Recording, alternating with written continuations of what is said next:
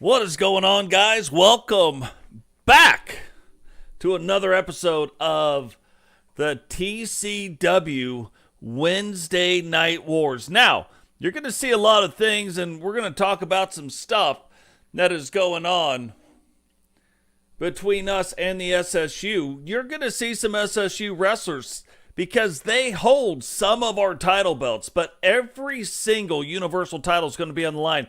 This is the event that is set up for both the brands, the Meltdown brand and the Outbreak brand, to fight off, square off against each other, see who reigns supreme. Now, they have been going back and forth with last time the Meltdown brand just barely eking out a win over the Outbreak brand. And when we look at these two different brands, the funny thing is, you've got the Meltdown brand that's kind of more of your veterans, and there's veterans over in the Outbreak brand.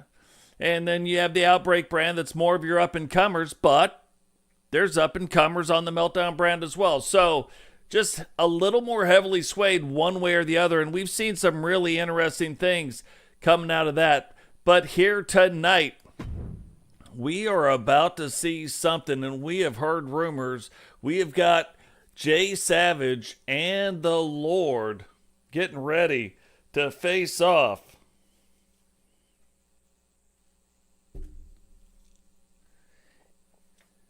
In this match, but we've heard some rumors that possibly the Wolfpack is broken up. Why did they break up? How did they break up? What is going on? That's what we're about to find out. Maybe here tonight.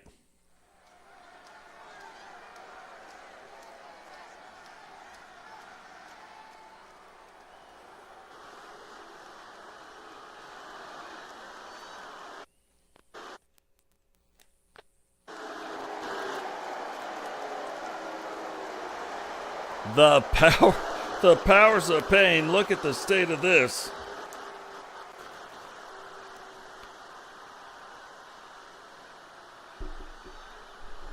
Look at the state of this. Brand new looks coming from apparently ex-Wolfpack members, Angel and Raymond Jones, who are now making their way down to the ring. Now, we had seen Jakai come out wearing other promotional gear. There were rumors that he had possibly bought out a promotion, and apparently, whether that did or did not set well, it doesn't look like it set too well with the Wolfpack. Now, we know in the SSU that Jakai has parted from there. And now we gotta wonder, did he also part ways from here as well? But we do see one thing. We know Recon Delta getting a shot at the title belt at the Universal World title tonight, held by Sentinel. And now apparently coming out either in support or maybe forming a group with the ex-members of the Wolfpack, now known as the Powers of Pain. Speaking of powers and speaking of pain, Jay Savage and the Lord Arthur Stevenson making their way down to the ring right now. Current Universal Tag Team Champions. Lots of things on the line. Lots of stuff going on right here tonight. When we go back and we look at the Universal titles, Vipiro and Andrew Dubbs set the bar back when they were a tag team. They set the bar at 4 title defenses. Then Totes and Rowdy, at the time, both horsemen, ended up beating them and then also tied that record. So you've got two people going on right now tying records, doing things. And the SSU currently with 1 title defense. Can they pick up their 2nd title defense here tonight? What's going on, Logan Windsor? Welcome to the show. Matt Storm, what is happening, my man? Digital Dog, 2nd ticket of the day. You guys missed. We were doing a survival stream. We'll be doing a survival stream all week.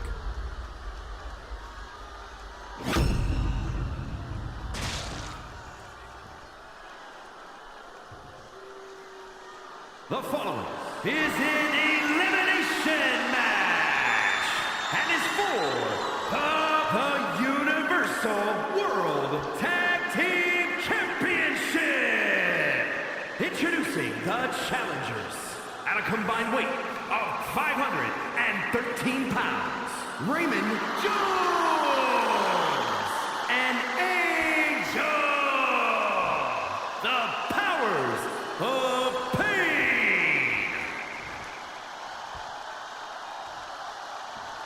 and their opponents at a combined weight of 531 pounds, the Universal World Tag Team Champions, Lord Arthur Stevenson and Jay the Savage, the Infiltrators.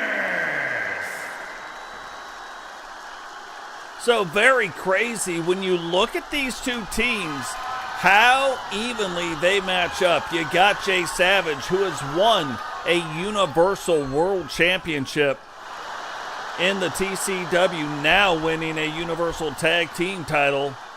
Then you've got Angel, a two-time brand world champion. You look at the Lord and you look at Raymond Jones, two big guys, very power-orientated, starting off this match. And Raymond Jones jumps in. He's like, hey, let me get you real quick, and then I'm out. So you would think that either one of these teams would want Angel and Jay Savage kind of facing off. You'd think that you'd want Raymond Jones and the Lord facing off, but maybe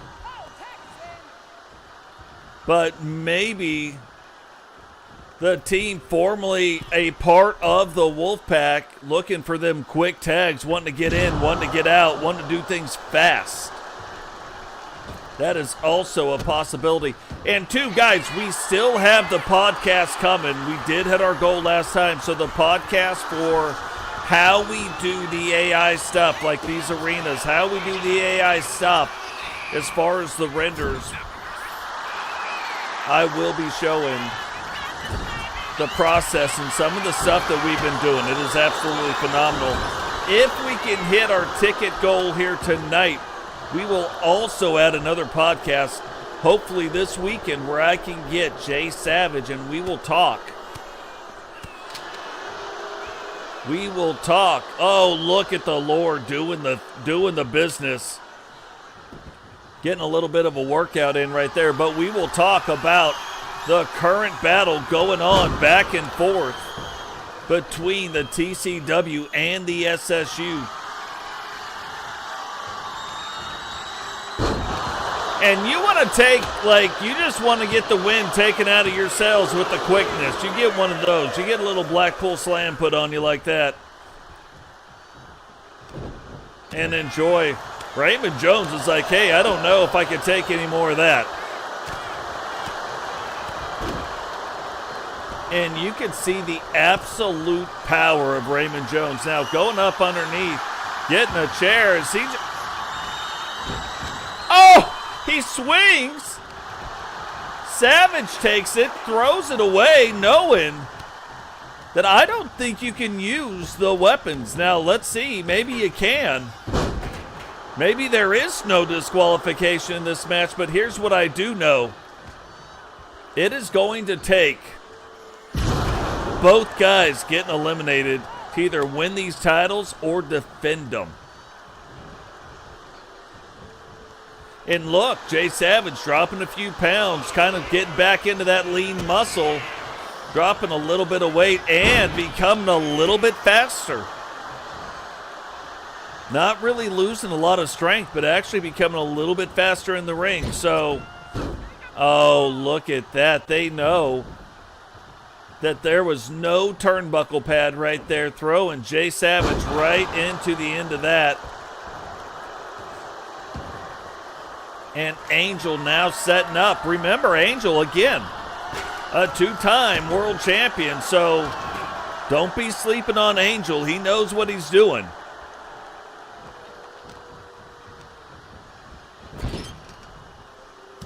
Yeah, I've got a feeling that the briefcase is for the Meltdown World title, but I got a feeling that's coming up very soon. You look at what the TWO has been doing. It has almost been set up. Been set up for a, maybe for a little money in the bank. It'll be interesting. It'll be interesting to see how it goes.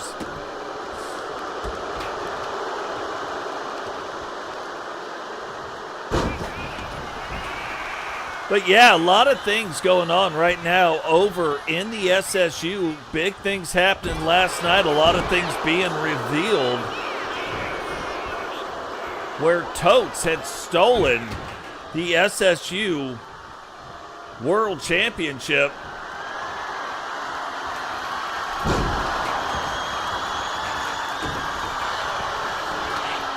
From Weapon X, and then Weapon X, to avoid fighting Totes, once again leaves the SSU to go join another E-Federation. And that's not the first time that we've seen Weapon X dodge Totes. So very interesting stuff going on over there.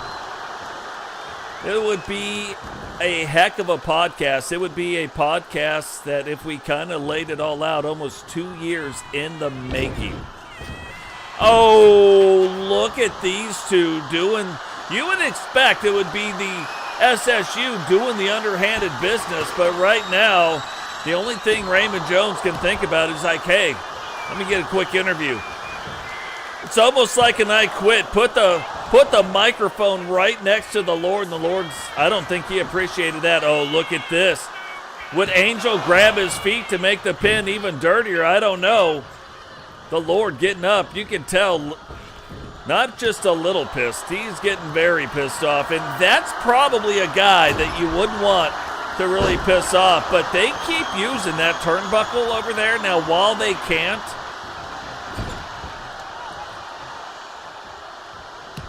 well, I was just getting ready to say why they can't do too many double teams. They throw the Lord right on top of that microphone.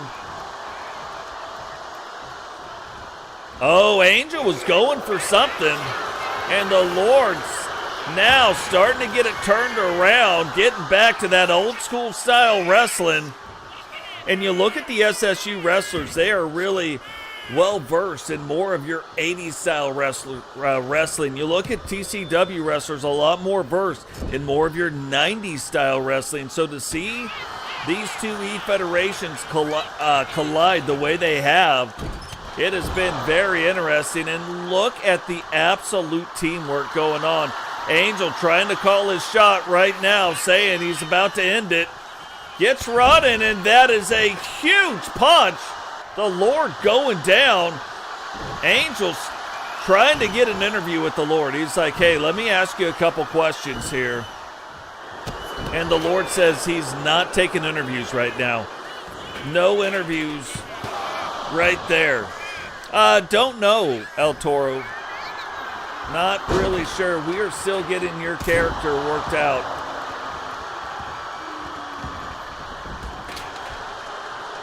So yeah, the who and the when, not really sure. But just rest assured, somebody, and it will be sooner than later, won't be in this episode, but it will be sooner than later.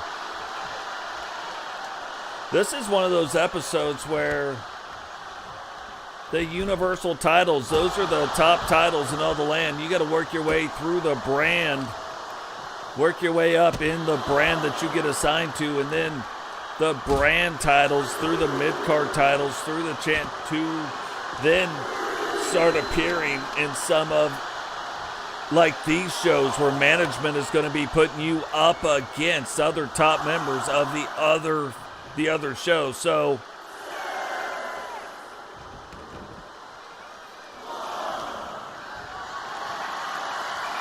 And before, we could have got it going a little bit faster, but before I can do all the AI render stuff so that you fit in the universe, we got to get everything else set up to get the AI render. Oh! The Lord saying, hey, I know you think that football is with this ball, but I think he was getting ready to come out and just kind of put it on him. Now, this is where the powers of pain, and boy, you want to talk about getting the name right. They absolutely are nailing the naming of their team. They have been using, and Roscadios. That could be the end of Ray's night right there. Thought that might have been it. But look at the turnbuckle pad, like the bruising. Another huge slam. The Lord now getting Jay Savage in. Are we getting ready to see the triple butterfly? We haven't seen, and we have been seeing, but we haven't really been seeing a lot of tag team cohesion tonight with the team of the SSU. But do they need to have cohesion?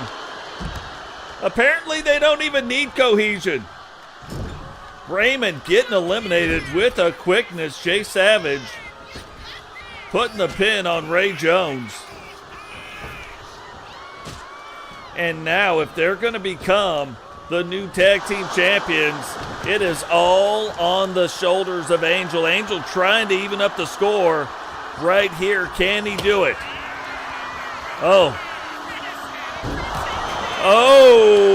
Hooks the leg. One.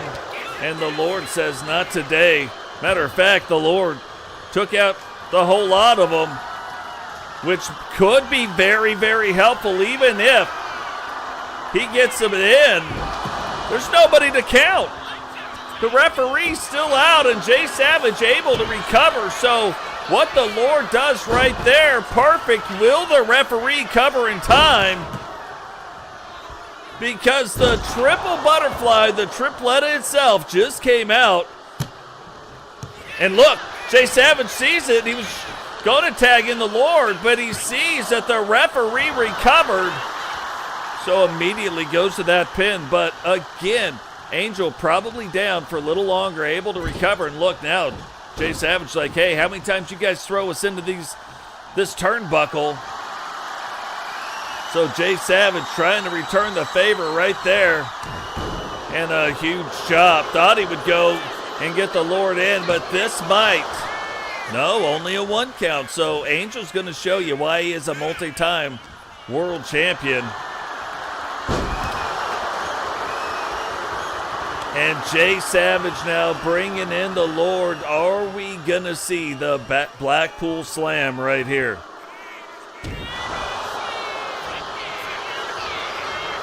I don't know how you survive some of this stuff, you know what I mean?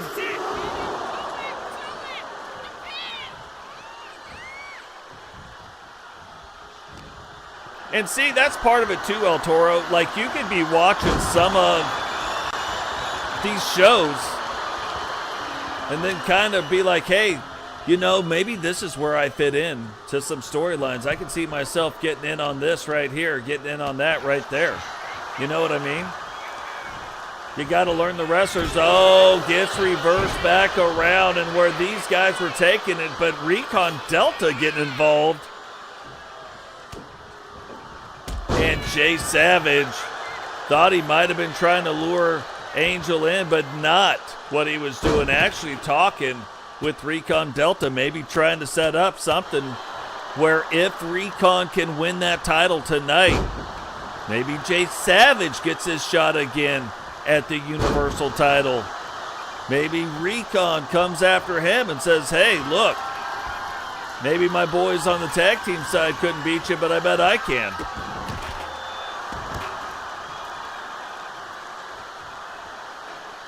Jay Savage now trying to get up to his feet. Angel was going after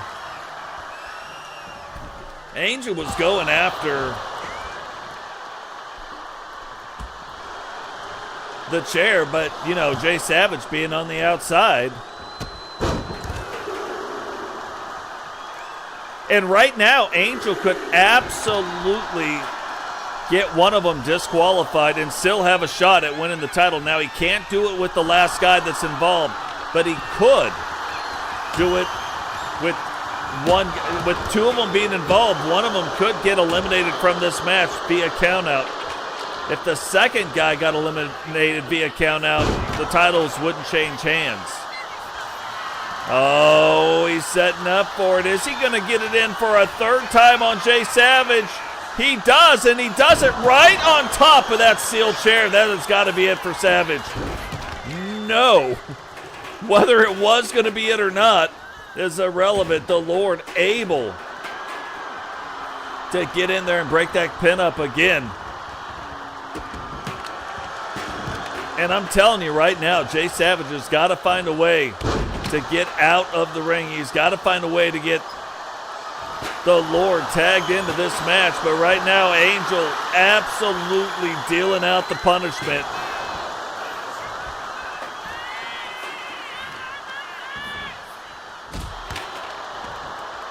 And a fourth time. That is, you would think if he can get it in this fourth time, that is it. And right on top of, oh, just missed the chair. Thought he was going to hit it right on top of the chair again. 2, 3. Has been eliminated. And Angel gets the pin on Jay Savage. And now,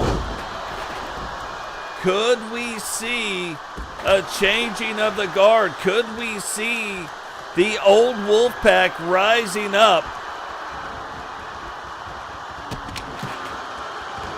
And look at the damage done to the body. And just think about how many times he got thrown into that ring post, that exposed ring post.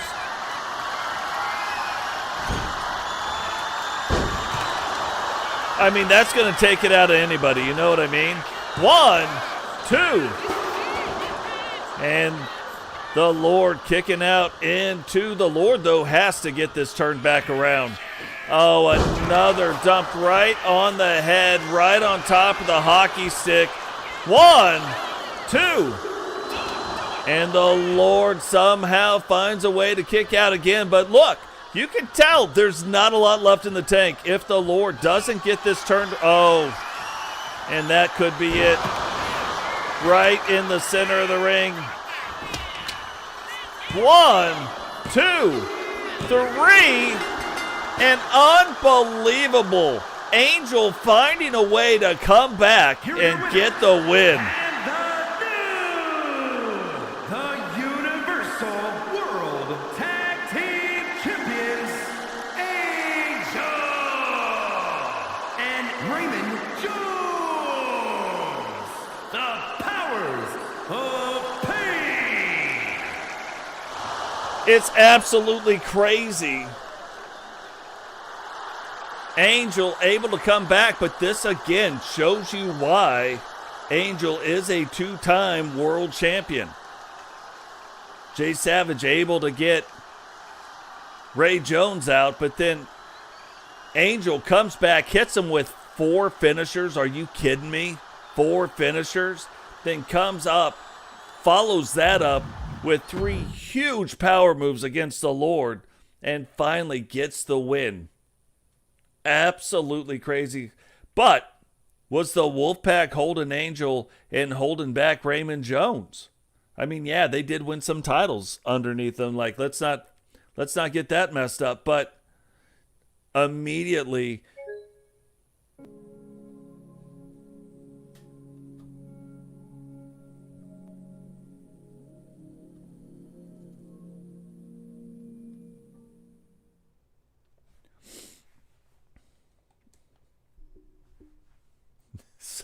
so ridiculous.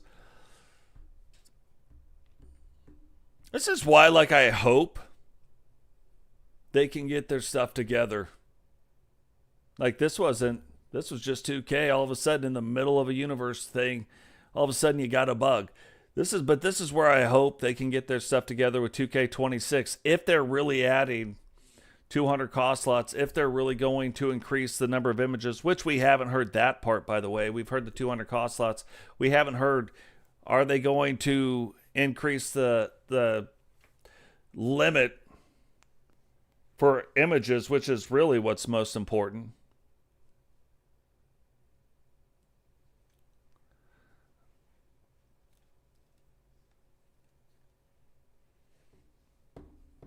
Will they also make a better, like a more stable game? Like 24, I thought was the pinnacle of things that were going well. And then all of a sudden we come in to 2K25 and it launched amazing. It was one of the best launches that you'd ever seen. And then the more they updated it, the worse their game got. And that makes you wonder about the spaghetti code. Like, is it the spaghetti code that is going to hold this thing back? You know what I mean? So,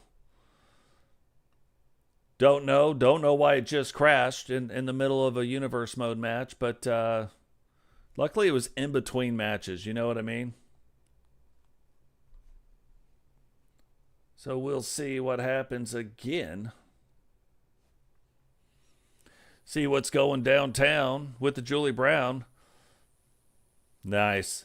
Bowl of cereal, no milk. What's going on, Blaze? Welcome to the show.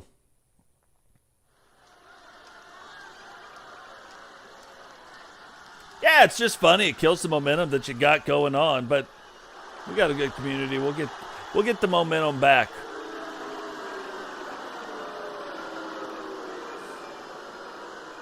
Look at this. The brand new Gate Crashers logos wearing their own shirts out, trying to get the merch going right here. And it's interesting because it almost too looks like you've got Sarah in her American attire and you got Rapincha in her Russian attire. So very, very interesting. But the Gate Crashers, one of the most solid tag teams ever in TCW's history. And they're relatively new. Don't get me wrong.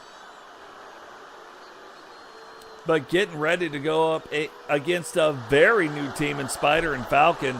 But Spider and Falcon undefeated, win the Universal Tag Team title belts are on the line. Is that going to stay the same here tonight, or is that going to change?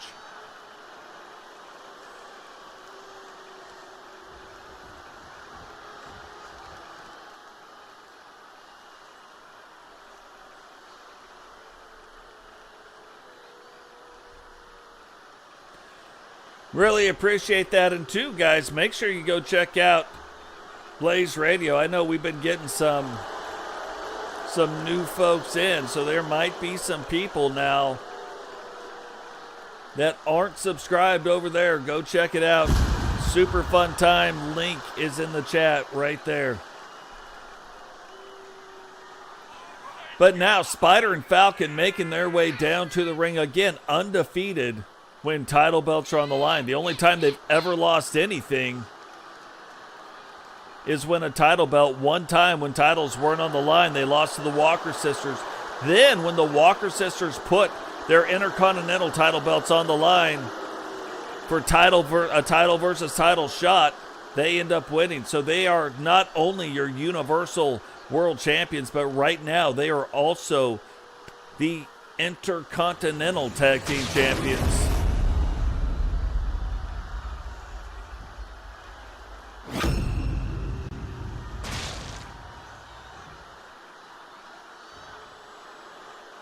The following contest is an elimination match and is for the Universal Women's World Tag Team Championship.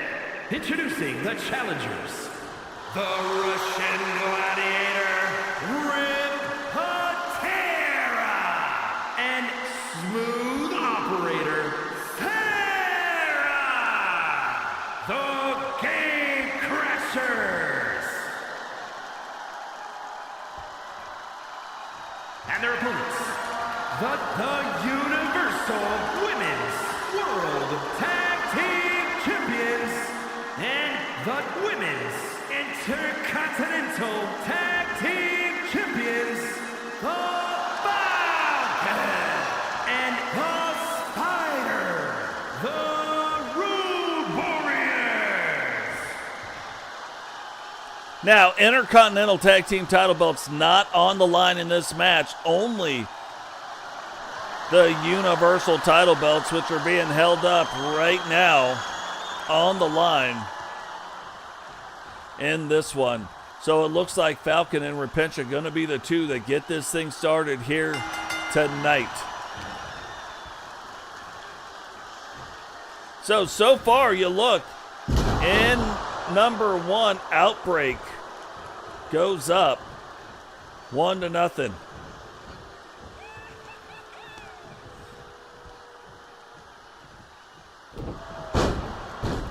You look at the current tag team champions, they represent the Outbreak brand, and the Gatecrashers representing the Meltdown brand. So can they tie it up here tonight? Can they stop the undefeated streak of the Road Warriors 2.0, the daughters of the original Road Warriors? Can they stop them here tonight and get the win? Big things on the line, man. There's a lot on the line when you're talking about the Wednesday Night Wars.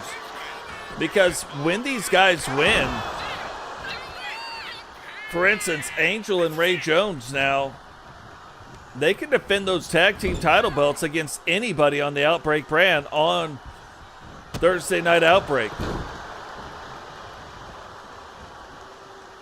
So all it does, it just brings that prestige to that brand even more, brings more eyes. So when they've got more of the Outbreak titles, it brings more of that prestige. And right now, looking at it, you got the Meltdown brand holding the Women's Universal World title with The Witcher, and you've got the Outbreak brand on the men's side holding the Universal World title. So lots of stuff, lots of things going out there. Once they broke up those brands, there are exactly 9 Universal titles between the men and the women. 5 for the men, 4 for the women. The one different Universal title belt that's out there that isn't on the women's side is the Cruiserweight title belt. So kind of, that one's coming up in the next match, but it's kind of your tiebreaker belt. Everything else lines up. There's 2 television titles, 2 world titles, 2 tag team title belts, and 2 television title belts. So, or 2 hardcore title belts. So the only one that's different, the only one where there is kind of is on the men's side, and that is your tiebreaker. I don't know what it is about the microphone, but they've been bringing that microphone inside the ring, making sure everybody can hear all the action going on. You know what I mean?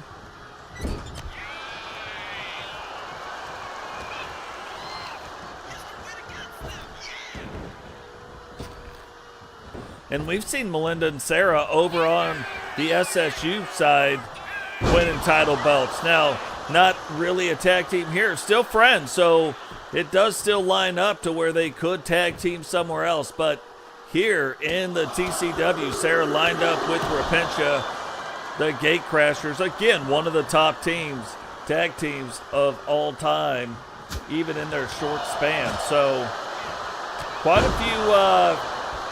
few teams out there that have gone and made names for themselves. But you look at the Gatecrashers and the Universal title belt, they've got a chance here tonight to do something else that no other women's tag team has ever done. If the Gatecrashers win, they will be the very first tag team in the history of the TCW to win the Universal World titles twice. Everybody else, it is only one time.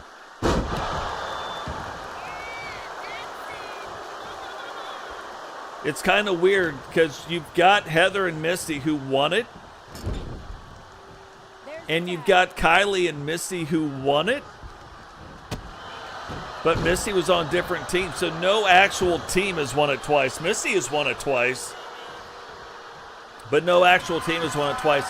Then in the Gatecrashers only title reign, well, everybody only has one, but in their only title reign with the Universal Tag Team titles, they set the bar defending the title belt 7 times. Now, it's significant because that is the top title belt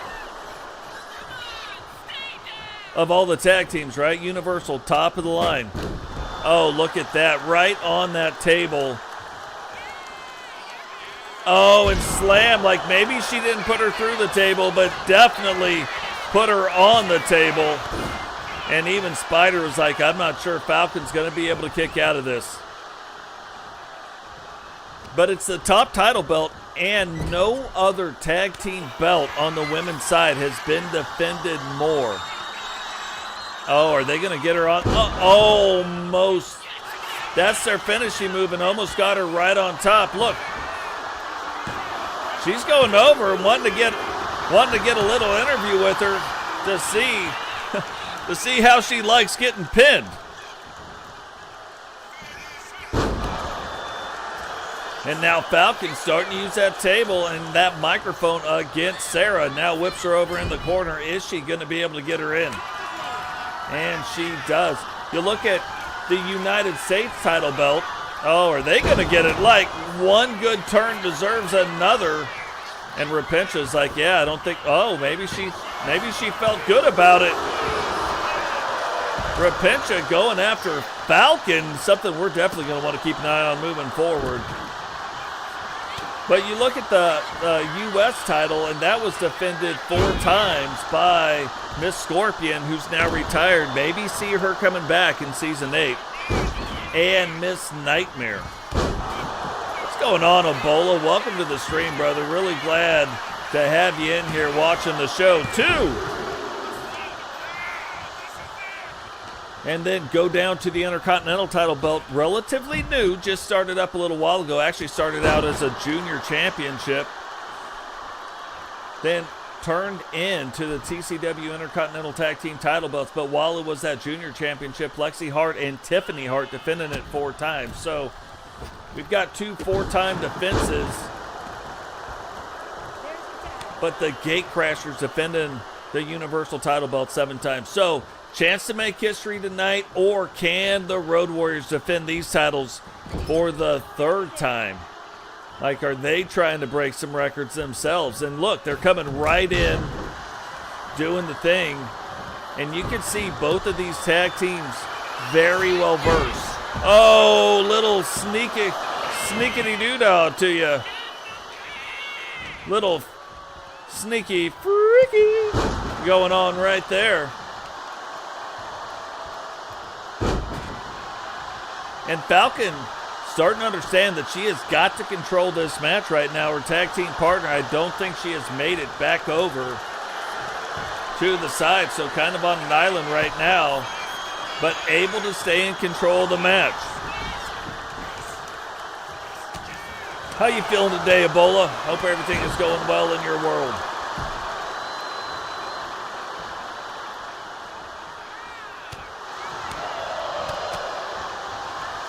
And look, little ping pong action going on right there. Falcon said she didn't appreciate that. Sarah, though, with Sarah's quickness, able to stop Falcon. Falcon almost got it turned around now, whips her into the ropes. And kind of pulling a move. Falcon trying to get out. Sarah seeing that. So goes ahead and does this.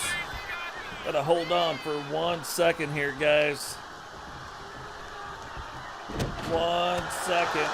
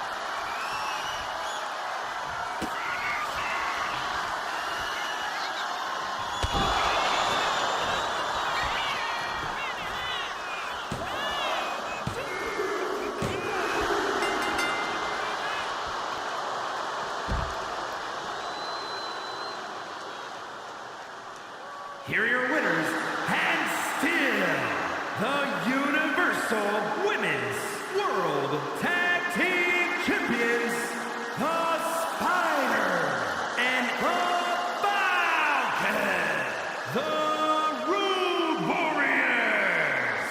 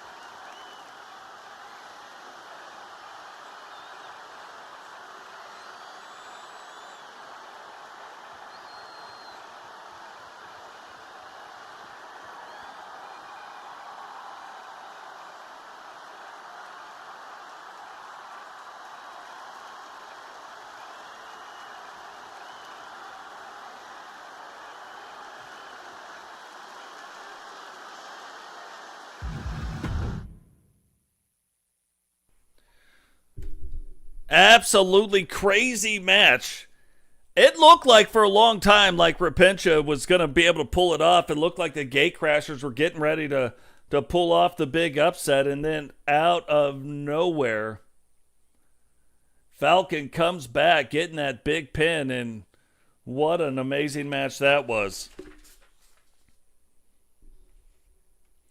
So moving on, we've talked about it where this TCW Cruiserweight title is the only difference between men and women's universal titles. So it's almost like the tiebreaker title.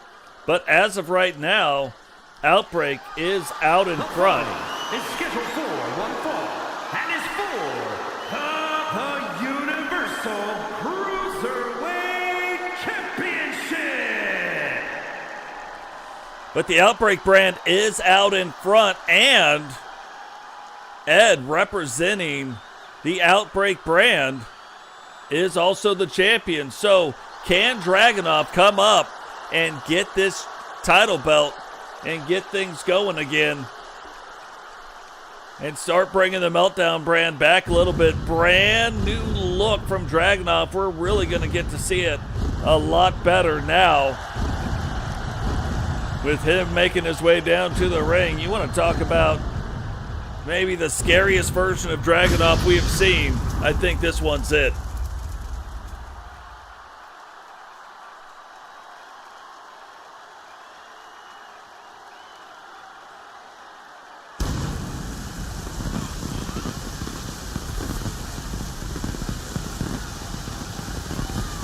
You can tell no change in attitude from Dragunov, no change in anything, but absolutely looking freaky. And again, we hadn't seen a lot from Recon in a while. We hadn't seen a lot from Dragunov in a while. Now starting to see both of them. And that's the next question. And maybe it's a good time to ask it for people in the chat. You know, Frankie Two Fingers throwing it out there to see what's going on. You think about all the great TCW wrestlers that have come and gone. You know, and Blaze did an amazing job the other day showing where all of the wrestlers that have come through the halls of the LTD were on the mat, and it was a lot of names. You think of all the great names that have come through here. Now we've seen Simba leave and come back. We have seen Boom leave and come back. So you think of all the great TCW wrestlers that aren't here anymore. If there were 200 cost slots, who would we want to see come back? Now, we're not going to have 200 wrestlers. I'm just telling you, we've got a hard enough time keeping 100 wrestlers involved. You can only keep about 60 wrestlers involved at a time, but with the extra slots, maybe an extra 10 slots, maybe an extra 15 slots, maybe they're not full-time wrestlers, but we could absolutely bring a few of those wrestlers back. You know, Father Time is a name that I hear thrown around a lot, that, hey, we miss Father Time, so we could bring them back. You know, another one, when I'm going through and I'm looking at all the record books, I'm looking at the stats, I'm having AI parse out some things for us. Another one that I see out there, Kezabu in the women's division. You know, she was actually starting to gain a lot of traction, but then ends up retiring. So, haven't seen her around in a bit, but maybe we see a Kezabu come back. Maybe a Tiny News come back.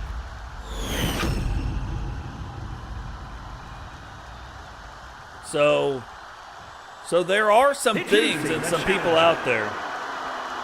From Asgard, weighing in at 198 pounds, the Superstar! And his opponent, from Tampa, Florida, weighing in at 202 pounds, the Universal Cruiserweight Champion,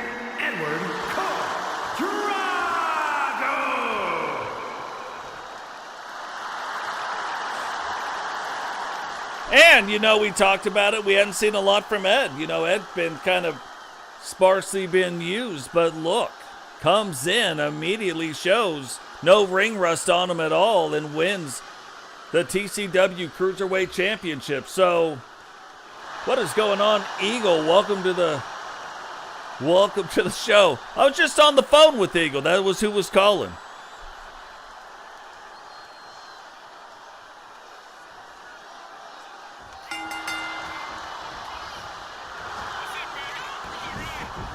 And right away, Dragunov is like, hey, let me show you some things. Now, we know Dragunov has created his school of wrestling, but getting right back involved.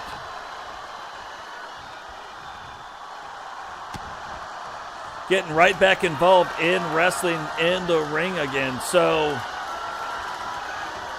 clearly a member of the TCW, clearly helping out the young talent coming in. So then for them to get to see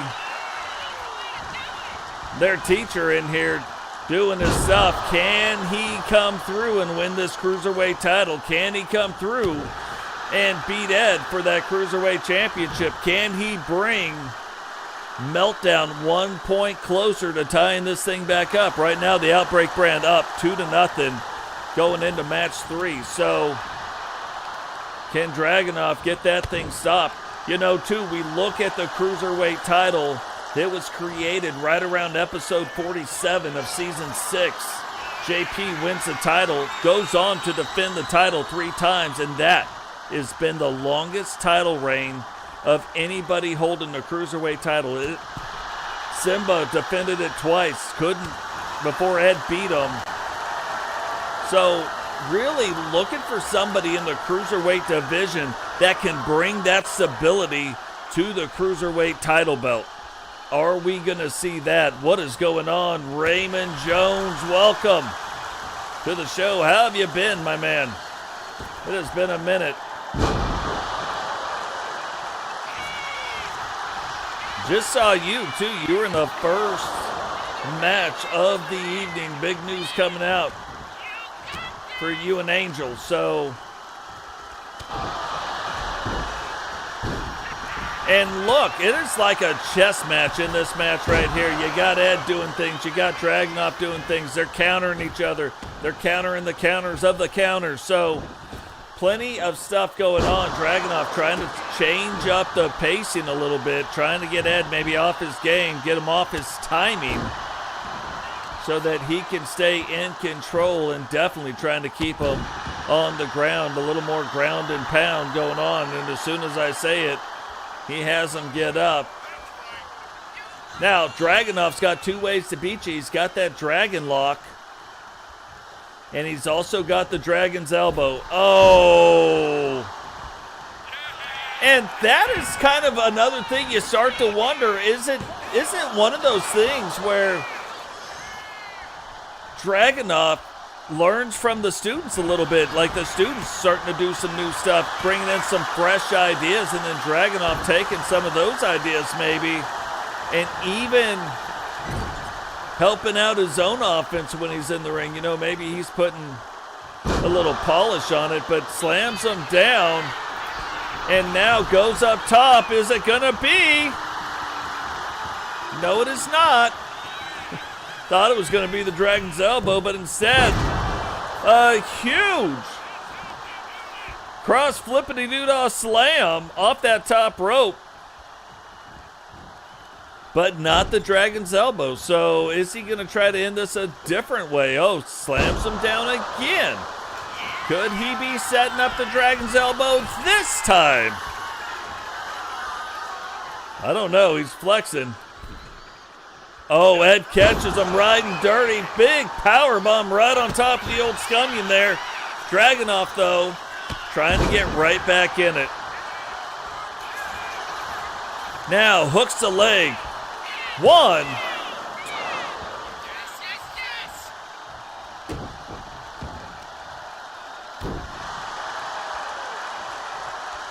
And that's the thing, like you look at Ed, you can definitely see where Dragunov has got that cruiserweight in him, but Ed wrestles, even though he is in the cruiserweight division, he's kind of like Eagle Star in the light heavyweight division. He's a much more powerful wrestler than most of the other light heavyweights. Ed, much more powerful wrestler than the other cruiserweights. So, very interesting stuff going on there. Dragunov could also be the next guy. There's 3 people right now that have won the Cruiserweight title 2 times. JP, Kempty Watson, and Zach Hamilton. Dragunov could be joining them. Nope, none of them has won a 3, and that is the Dragon's Elbow. 2, 3, and Dragunov joins a group of wrestlers for his 2nd title win. Here is your winner, and new, the Universal Cruiserweight Champion, the Superstar. So able to put a point on the board for the Meltdown brand. Outbreak still up 2-1 going into this next match. But now we're going to see Nikita Walters, who is the current Women's Universal Television Champion, going up against Jane, who will be representing the Outbreak brand. So it's going to be a tough fight. But look, Nikita Walters has really been on a roll as of late. Will that roll continue here tonight?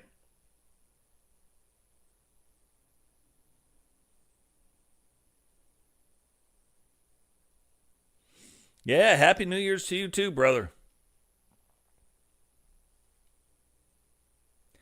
Yeah, it's always an interesting time of the year, you know, when you're looking at different things, whether it's physical health, whether it's mental health. And I think part of it is there's something to being able to take your shoes off and stand in grass. Like that helps just ground you mentally and physically, like just ground you to where you're at. And when it's cold out, you don't do a whole lot of that, and I think that also affects things. That is for the Women's, the Universal World Television Championship.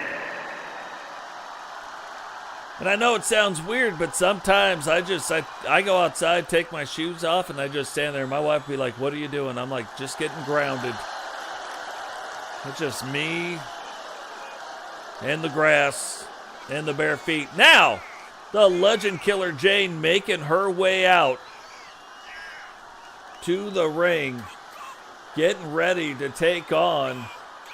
It's like one of the sneakiest hot wrestlers, like Nikita Walters. Like, she has been on a roll. Just, it hasn't really been brought to people's attention a whole lot. You know what I mean?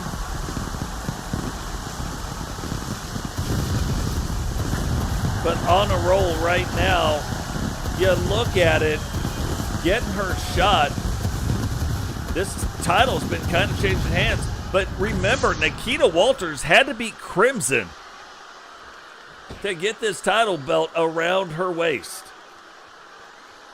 Like, there's not many ladies out there beating Crimson, so it's not like she didn't beat somebody to get this title belt. Like, she did a little sneakity, you know what I mean?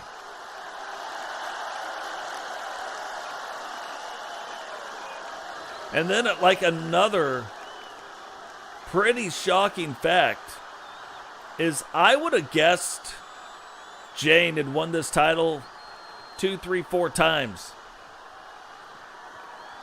What I found out was Jane has not won this title even once, which I find absolutely crazy. Absolutely crazy. And then you're like, well, she probably didn't have a lot of shots at it.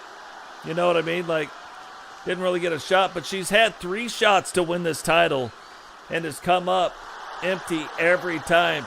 She had a shot against Rapincia. Didn't work out. She had a shot against Raquel Rodriguez, who at the time, you know, was when we were kind of in the WWE phase of things, going back and forth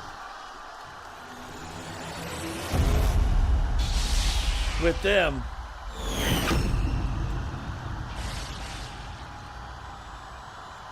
but didn't come up with the win there. Introducing the challenger from Blackpool, England, the Legend Killer, Jane. And her other shot was against Cheyenne. So it's been against some big-time wrestlers. On the other side of darkness, the women's, the Universal World Television Champion, Nikita Walters.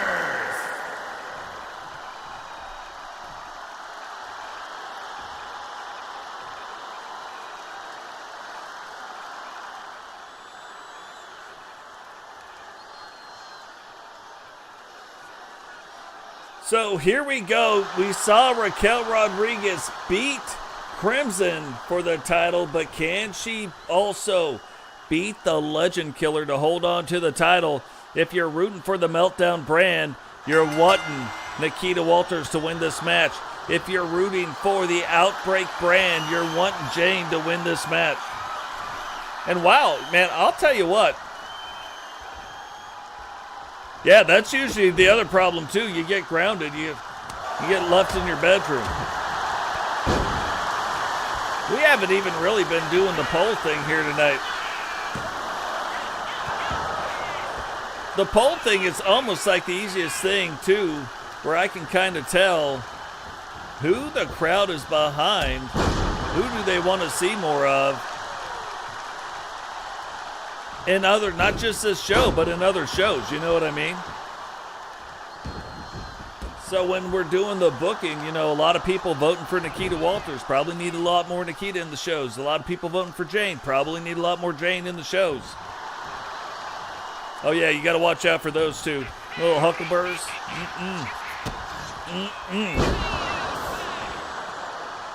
Now, one of the other things we've been seeing, again, Jane is one of those wrestlers that it almost seems like, and it almost seems like Angel with his, I didn't realize it until watching that last match. Angel able to throw out 5 finishing moves, like that is on another level. No wonder he's a 2-time world champion, but Jane and Heather D, it seems like if they hit you with one, they instantly get it back. So seems like there's some moves that are involved in that kind of thing. Jane telling her to get up. But that is not the last dance of Mary Jane. And again, we know who Nikita Walters' brothers are, the Walters brothers, obviously. So growing up in a household like that, very tough, a very tough lady. You would expect to see her more in the hardcore division, but going after Crimson, winning the television title, kind of giving her a big shot at some things. We have seen her win other chances where she did have a shot to do some other things. Came up short when she had the chance, but trying to earn her way back in to those graces here tonight. And huge move off the top rope, too. And thought we were going to get a win. I mean, that's a quick way to get a win right there. Nikita Walters rolling over, trying to get back to her feet. What is Jane doing? Jane coming up just short on these kicks. Nikita, I wasn't even sure Nikita knew she was back there, except for the wind of those kicks were probably blowing against the back of her leg, where she's like, oh, hey, what's that over here? Yeah, no, I do too. It's, can't explain it. Not a part of my belief system, but I'm just telling you, whenever I get off an airplane, you know, people say they have time adjusting to time zones. I typically don't. I get off the airplane, we do the thing as soon as I can. I get somewhere, just standing in the grass wherever I'm at. Seems to ground you to the place that you're at. Mentally, physically, just seems to help things out. And I could use all the help I could get, you know what I mean?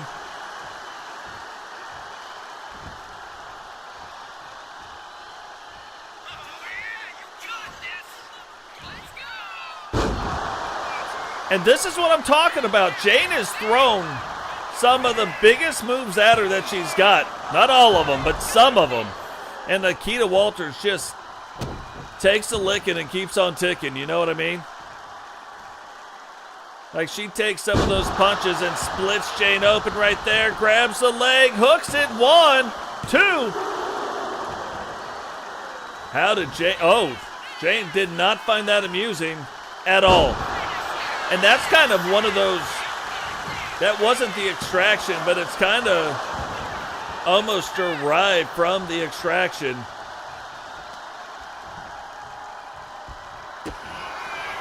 And now here we go. It's the last dance of Mary Jane. One more time to kill the pain.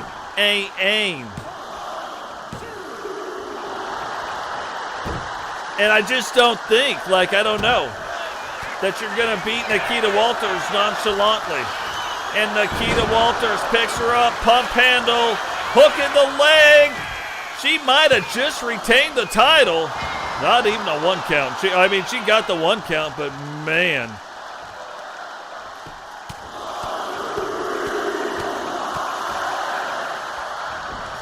You got the crowd counting things. You got them chanting "Fight Forever." Crowd not even sure which way to go with this. Again, Meltdown brand, Nikita Walters. Outbreak brand, Jane.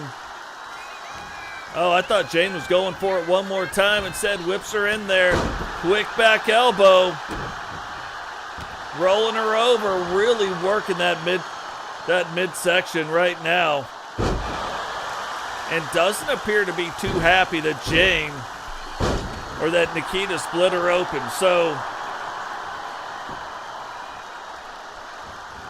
man, you start talking about the Wednesday Night Wars. These are the kind of matches you come to expect. First 3 matches, absolutely next level. Jane now trying to get her to tap. Is she going to? It's funny, I just don't see Nikita Walters tap into anything. You know what I mean?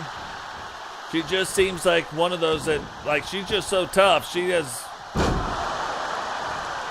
worried about no tapping out. Telling Jane to get back up. Is she going to get, no. Swings Jane again. Tries to get her with that makeshift extraction. Not quite the extraction.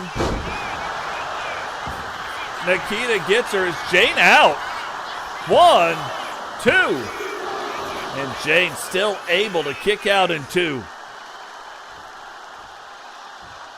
Yeah, that's probably another thing that might work. I don't kiss the ground, but yeah, oh, look at this. Right into it, the reversal into the last dance. Apparently the other dance was the second to last dance of Mary Jane, but I've got a feeling this is the last dance. 2, 3, and that wasn't even very nice. Referee just punching Nikita in the face. Here is your winner, and new Women's the Universal World Television Champion, the Legend Killer, Jane! So Jane finally winning a title that has eluded her since season 1, winning the Universal Television Championship. So, Jane, we've seen some big things from Jane here lately. Look at that. Helicopter, helicopter, helicopter. The Legend Killer doing her thing and doing it well.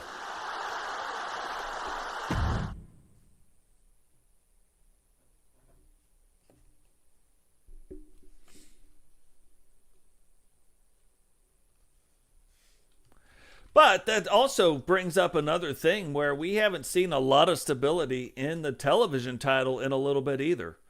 So probably another thing that we really need to start seeing happen is getting that stability back in some of these titles and doing that now. JP winning the Universal Television title from Vampiro. Drew Hawthorne being sent from the Meltdown brand to bring it back. Can he do it?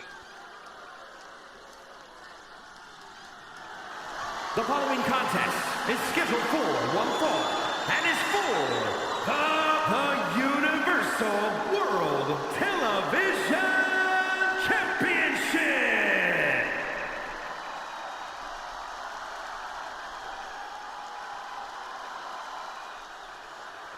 That is going to be the thing. Like, can he do it?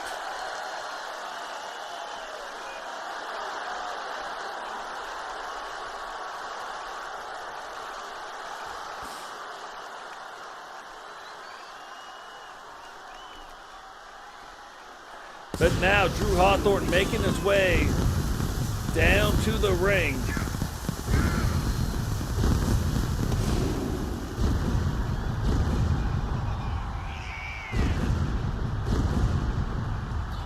Trying to put the old kiboshes back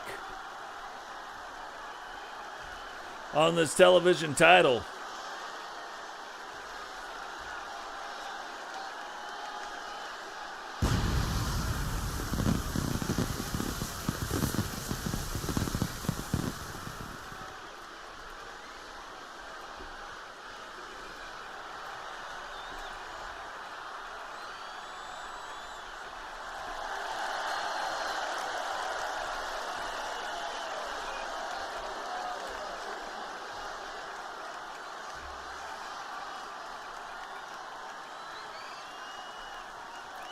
And look, we know JP is no longer the champion. We know Totes has taken the title belt, the newly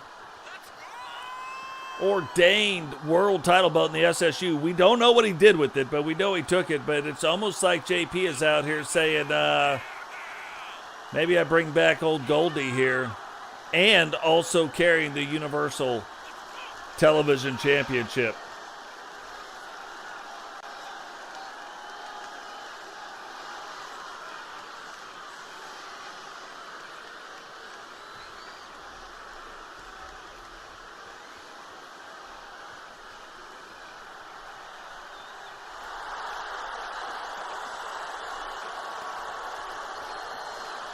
And he's also coming out with his SSU look. He's got the whole, JP making the SSU great again, making the SSW great again, even though now they are combined.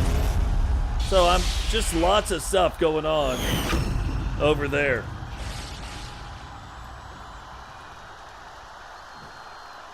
Introducing the challenger from Boston, Massachusetts, weighing in at 273 pounds. Gentlemen, Drew Harrington!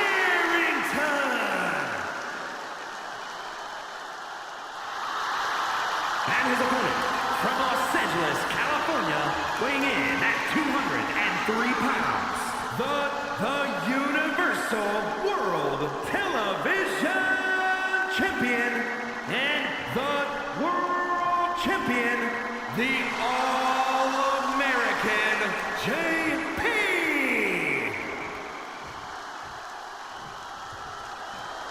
So it's interesting, too. You start looking at a lot of the things that are going on between the SSU and the TCW, and we start looking at this and, hey, what's happening here and what's happening with that, and why is this going down and why is that going that way?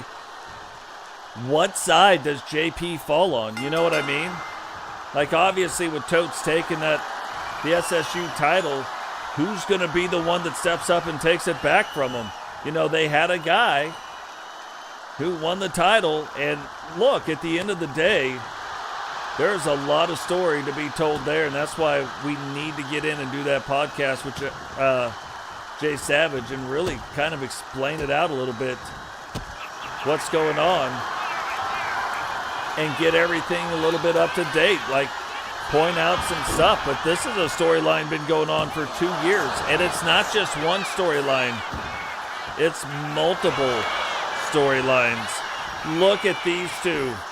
JP trying to show that, he is a more technical wrestler than Drew. But we look at Drew and you look at him, you're like, oh, big brute.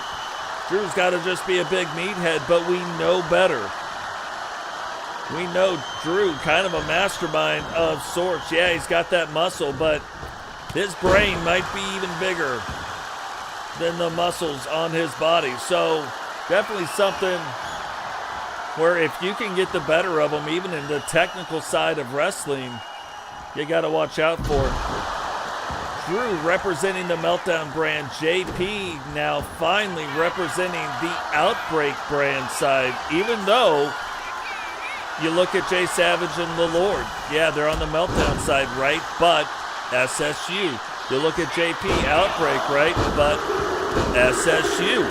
And you look at JP's career, he's had a great career here, but he has had a more successful career in the SSU. So what side is he really on?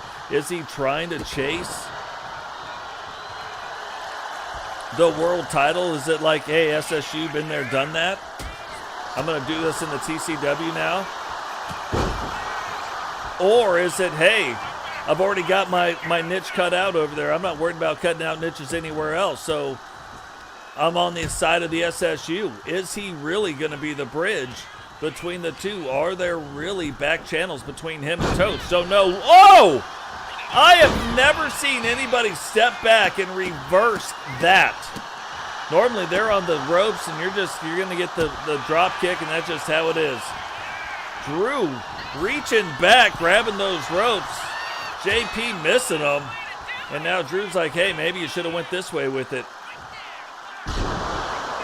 And that is a long way down. When you look at the height of Drew Hawthorne versus the height of JP, like you start seeing there is some extra velocity created just by height alone. And oh, right on the back of the head, right on that lower back.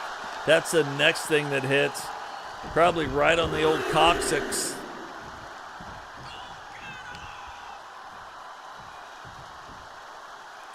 Yeah, Drew for a long time held both the Meltdown and Outbreak titles, but held that Outbreak title for a long time. Drew trying to put the end on it here. JP, though, knowing that the end might be nigh. The end might be nigh. Getting it turned back around, not allowing it to happen. Trying to bring some stability, and look at that. JP getting up, splitting Drew open, and normally when that happens, it just pisses Drew off. Drew able to kick out in two, and that is bad news for JP. Or is it? JP trying to hit that big red button, and he might have just offended his title belt. 1, 2, and Drew still able to kick out. Probably the shock from getting split open, then getting the big red button. I don't know how he's still in this. Drew trying to block it, do the thing. JP not allowing it to happen, and oh, going down and finding the peaches. JP understanding that picking peaches is it's a good time of year to be doing it.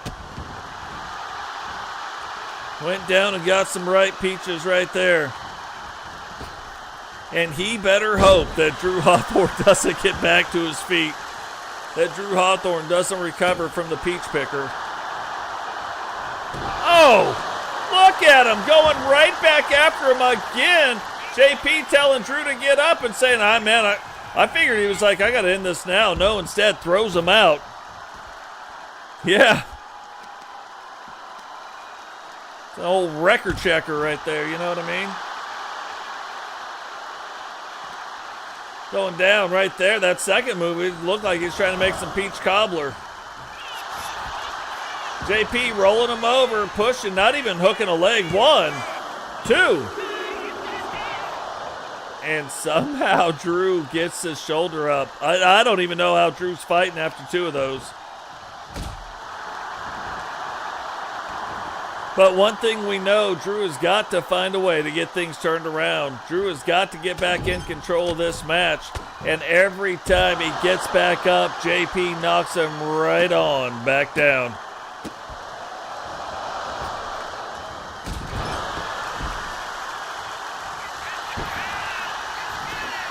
And seriously, I don't even know. 3, it's got, how he kicked out with even more authority than he did the last time. JP setting up for something. Trying to put an end to something. Couldn't even get the kick all the way up. That'll show you how tall Drew is. And now going for that big red button one last time. Hits it. And the nuclear bombs have been launched. JP getting a huge win over Drew Hawthorne. Here is your winner, and still the Universal World Television Champion, the All-American JP. Now, I will tell you what, we look back a couple episodes in the Outbreak brand. It was, for the longest time, it was the Meltdown brand that dominated the Outbreak brand. But you look back a couple episodes ago, and the Outbreak brand finally, for the first time, dominated. And it is almost like the light switch went off, and they were like, oh my gosh, we can dominate the Meltdown brand. We don't just have to eke by. However, if they get one more win here tonight, if an Outbreak wrestler gets one more win, they will win the episode. So Outbreak won, Meltdown won, and now Outbreak trying to win it back again here today.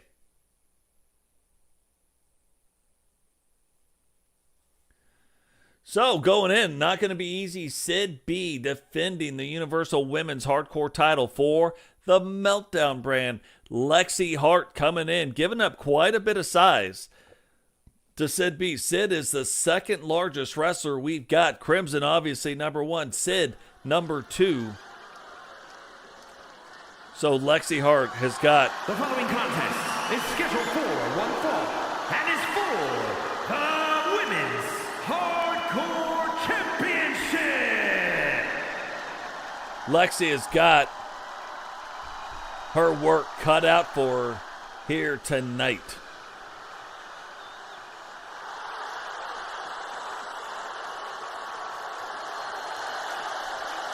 We're now also going back through, doing some other runs, some extra runs to get some of the AI imaging right. Some of them, the images are too grainy. Some of them, they're too close. Like the picture's too close. So we've got everybody done. But now we're going back through. And all of that stuff you can check out in the Discord. We will also cover it in the next podcast. That podcast, I don't know. The way things are going today, we might even run that podcast tomorrow.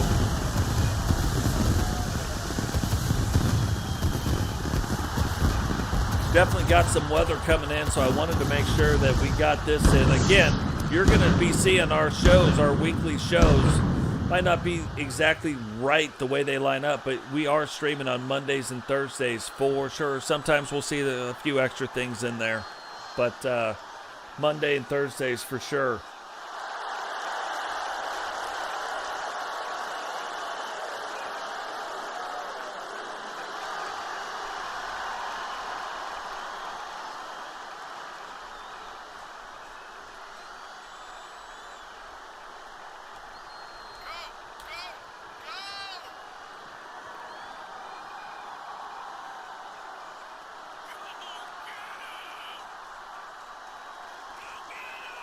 I'm telling you what, like, Sid B walking down the ramp. Yeah, see, this is what I mean. Look at the professionalism of the cameraman, though. Sid B saying, no, look, I got you right now. Next time, don't get in my way. Big things happening. Oh, business time now. Went from all fun and games to now, I don't know who's sitting on the other side of this ring, but somebody is fixing to get a whooping. So, Lexi, man, I'm telling you, if I was watching this, I'd be like, no way do I want to get in the ring with Sid B.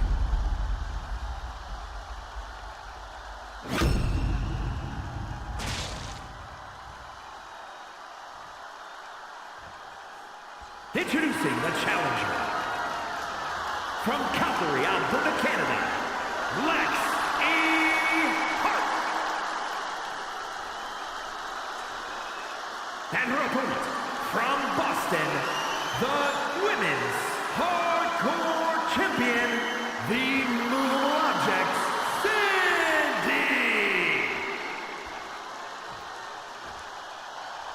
Sid B getting ready to handle some business. And the Meltdown brand really needs her to be handling the business right now. If she loses this match, if Lexi wins, the Outbreak brand will win the episode.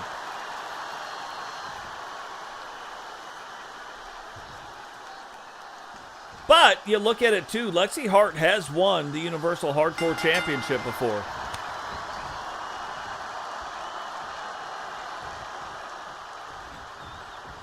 She beat Sarah. She defended it against Holocron, so lost it to Vanessa LeVay. But she got it. She defended it, you know, and it's not always easy to win the hardcore title.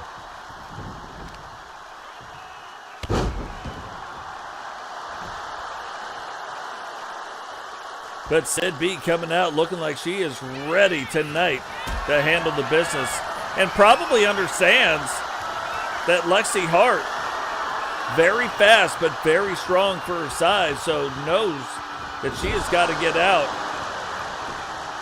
dominate, and win fast. That's her best shot against anybody.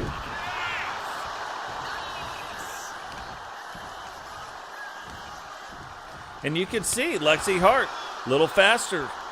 Both of them going to grab each other. Lexi Hart getting there first. Sid, though, saying no. No, thank you. Oh, grabs her by the Princess Leia balls right there and whips her across the ring. But again, Lexi fighting through, doing the things, but she has got to find a way to get Sid B on the ground. She has got to find a way to get Sid B on the ground and then do some ground and pound. Yeah, Sid B's like, look, this is how you do it. This is how you get people on the ground. And then you look at all that weight coming down with that huge jump right to the midsection right there. And that'll help end your night a lot faster than you think. Because you think about it, like right in the old solar plexus, you know, that's going to knock the wind out of you. Oh, double axe handle still not even working against Sid. Sid's not having it. And Sid now trying to get right back to work with a huge slam. And how many more of those can Lexi Hart take? I'm going to guess not too many. That is going to be my guess.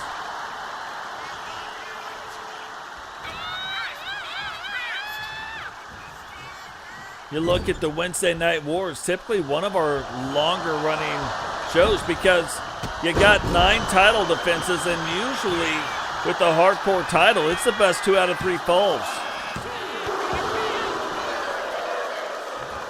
Is it that way for the women's match here tonight? It's not always, but sometimes. With the tag teams, it's usually at the Wednesday Night War Arena where you got to eliminate both tag team partners. It's almost like those titles, if you're going to win it, you almost got to prove it. Now, the one that she actually won on, the last where she beat Diamond Santos, actually knocked Diamond Santos out, and that was an absolutely brutal match.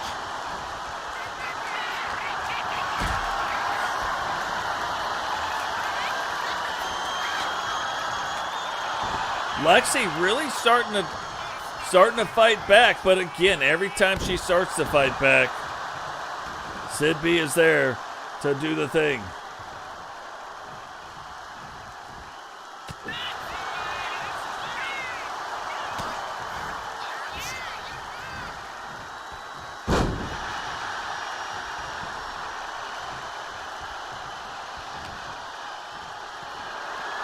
How did she just do that? Oh, you didn't know? You know, we talked about the power of Lexi Hart, and you look at the size, but you can see absolutely ripped. Getting a few reps in right there. Thought she was going to do some squats. Instead, going for that upper body, getting the shoulders and the lats going. Big slam right there, and now you got to believe Sid B's in trouble. Now that Lexi has picked her up, now that Lexi's starting to get that confidence where she's like, oh, I can do this. Couldn't pick her up there, though, but And Sid B not having it either. Sid B's going like, what just happened? Let me go ahead and start to end this thing. And that, look at this. I was going to say, is she even moving? And of course, that would split you open. I wouldn't even kick out at that point. That slam and that big elbow. But that's why, I'm not Lexi Hart. Yeah, I don't even know how she kicked out of that. We're not worthy isn't the half of it. You got the blood running down the face of Lexi B. And again, Lexi trying to pick her up, but I think Sid took probably a little bit too much out of her with some of those slams.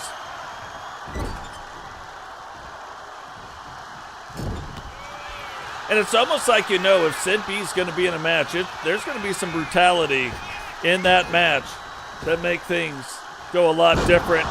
Using the ropes to get that huge slam in on Sid B again. Oh, going after what her brother did, Bret Hart, and locking in a sharpshooter. Is Sid going to tap out?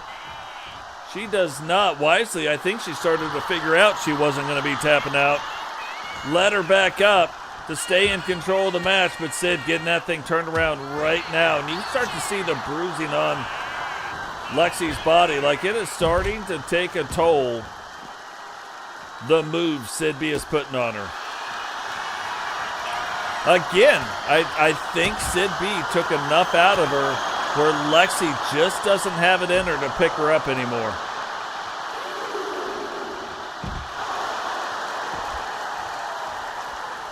I just don't think Lexi even has the ability to pick Sid up anymore. We could be wrong. We could see how it goes down. But I just don't think she's got that ability anymore.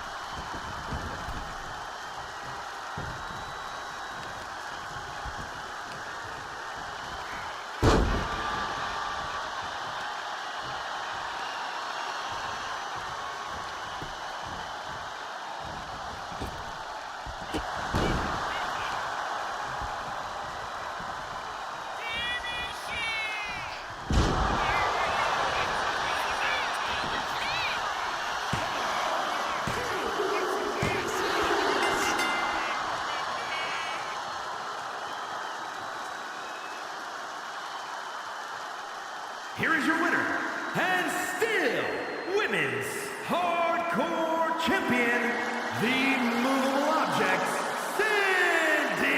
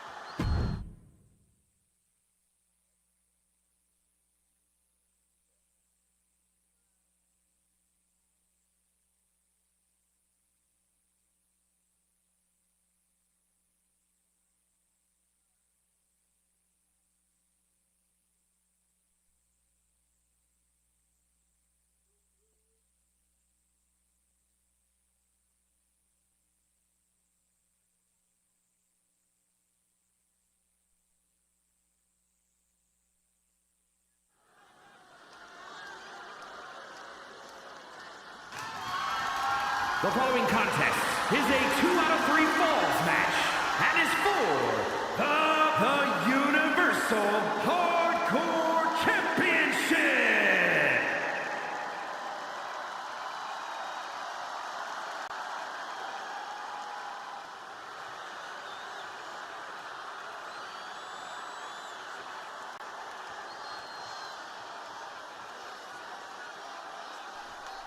Sid B coming away with a huge win right there, defending that title, but also what it does is allow the Meltdown brand to stay alive. So Paul the Thing now, brand new entrance attire. You're seeing it, the new foundation, brand new logos on the front and back of his shirt. Him and Sentinel forming the new foundation. Coming in, doing the thing. Nobody even told me about the pole. I just let that pole fly. Why not let it fly? That's what I said, apparently.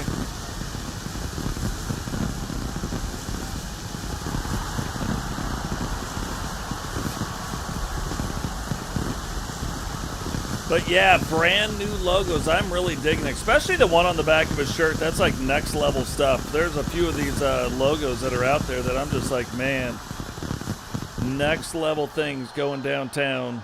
Julie Brown.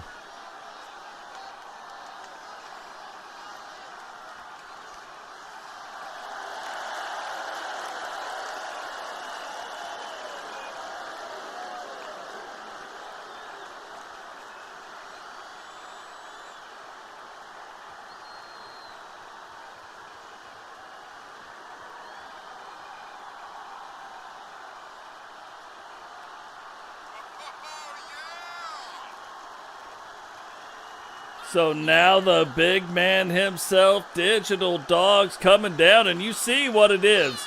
Digital saying, look, there's only one way we're doing this thing.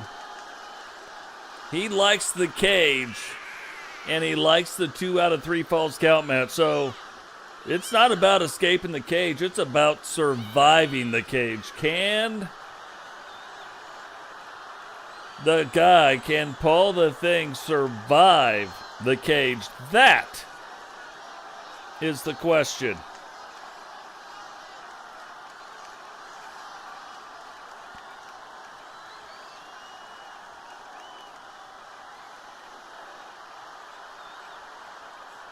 And I'm telling you too, since Digital has had this title belt, just not a lot of things, not a lot of people able to go up against him and win.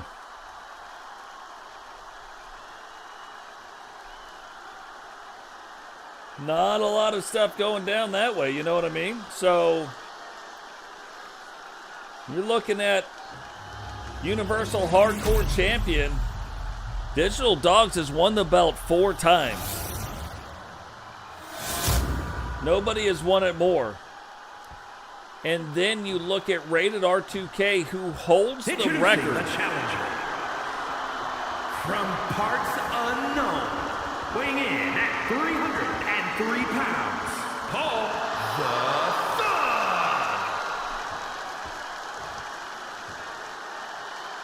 And his opponent from Authority Megacorp HQ, weighing in at 407 pounds, the Universal Hardcore Champion, the Destroyer, Dino Dog. What's going on, Jamar? Welcome to the show, brother. And then you look at what Digital Dogs can do right now. He can tie the longest hardcore title reign with Rated R2K in Universal Hardcore history. You see what I'm saying? So big stuff on the line right now. If Digital can go ahead and get the win here tonight in the cage.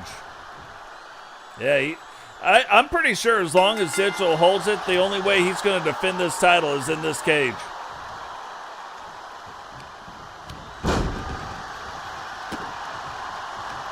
Seems to be his forte, seems to love doing it, and as the champion, he can do that. He can be back talking to management, telling them how he wants to defend the title.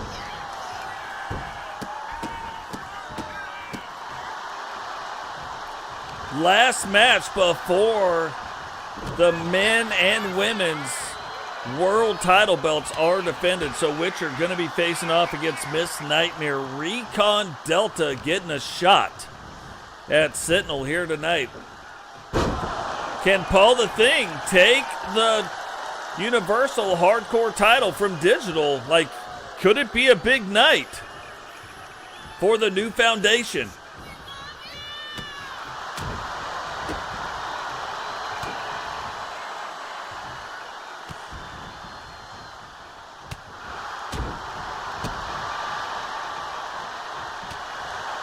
Yeah, finally, Digital's like, hey, Paul, like, I know you're over 300 pounds too, but no more. Getting tired of getting hit. Get you some big elbow right there. And there's not many guys that make Paul look small. You know what I mean? But right here, Paul could be, you go up against Digital Dogs, Paul could be a cruiserweight. You know what I mean? That's what it looks like. There's that ode to Hulk Hogan again, and now is Digital calling for it.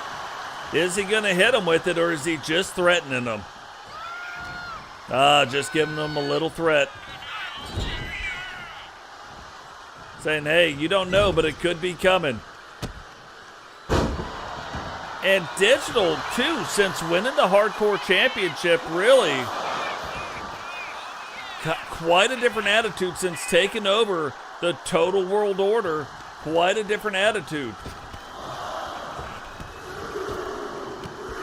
And you want to talk about, like, doing some stuff, leading by example. You're like, how these guys in the TWO, Digital probably doesn't do a lot of talking. How they know what to do? Well, they just watch what Digital does in the ring. Step 1, watch what Digital does in the ring. Step 2, go out and win championships. Paul now trying to fight back and get things going back in his direction. Digital, though, not having it. Oh, Paul is used to hitting people with that big clothesline. Hits him with a double axe handle, and I think all he's doing right now is pissing Digital off. Paul almost up high enough to see over the cage. And now Digital, I think he's calling for it this time. I think this time we're going to see it. The choke slam. Grabs him by the neck. Takes him up top and back down. That has got to be 1. 2. What? And Paul, a multi-time world champion, too, in his own right. So it's not like this is like, oh yeah, no problemos. Let me just go ahead and get me this win here real quick.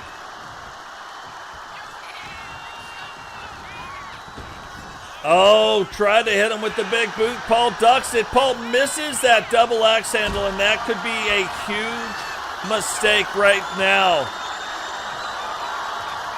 That could be a huge mistake where he had the opportunity to kind of take advantage of the situation, instead misses that opportunity, and Digital now taking some opportunities of his own, taking his own liberties right now, getting ready to do the things and knock some of the things out. Paul looks like he's getting peeved off himself. He looks like he is getting a little ticked off. And here we go. That's Paul's finisher. Is that going to be the first one? No, only a 1 count. You hit Digital with a finisher and you got a 1 count. That has got to freak me out a little bit. Like, I'd be like, if I was Paul, I'd be like, what is going on? Another huge move, and that is a quick way that Paul can get right back in this thing.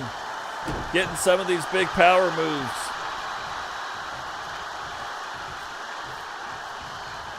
Oh, what did he hit Digital with? It looks like he threw powder in his face, maybe, and that powder could be affecting Digital's breathing apparatus. Huge slam, and if that's what it takes, I guess that's what it takes. Paul now getting up on that top rope. Oh, that is 306 pounds of elbow coming down on top of just that little pointy spot, but it's still only worth a 1 count. We have seen 4 or 5 really big slams, 6 now, and still only the 1 count. Paul getting fired up again, picking Digital up again. But not really like, and see, that was a mistake. You look at the height difference, like, that wasn't, throwing him in that top turnbuckle really wasn't a thing,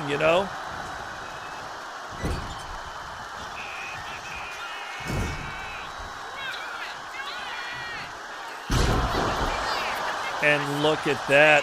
It looks Almost like Paul was out right there, and if Digital can get this in, you know what's going to happen. Our first 3 count of the night. 2, 3, and Digital goes up 1-0.